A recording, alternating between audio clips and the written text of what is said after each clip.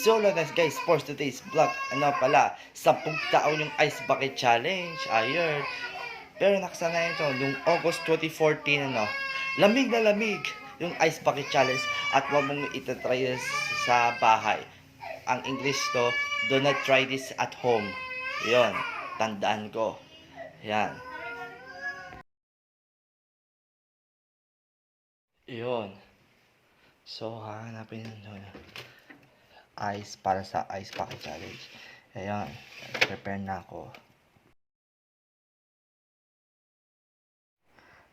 So, eto na guys, walang nakitang bucket. Eto na lang yung malaking bowl na lang. Ayun. Eto na lang yun, no, kasi wala na nakitang bucket. Lalagay yung ice tsaka kahit ano yung tubig tsaka mineral. Tubig or sa mineral or sa gripo. Yan. Okay. Ayun, naka-ready yung Ice Bucket Challenge. As of, ano pala, 3:03 PM mo.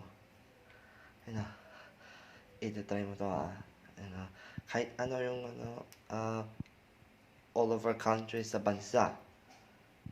Countries dito sa Pilipinas, especially USA. Yun. Tsaka sa Korea.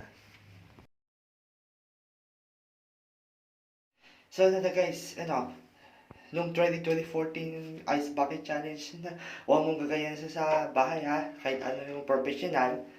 Okay, 3, 2, 1, go! Ah! Lamig! Yung kadalas sa sakit. Yun. Ayos ba? Lamig!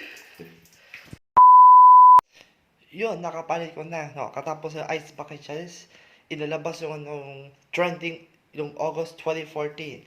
Like, comment, just click. Like, comment, share, and subscribe now. Amig!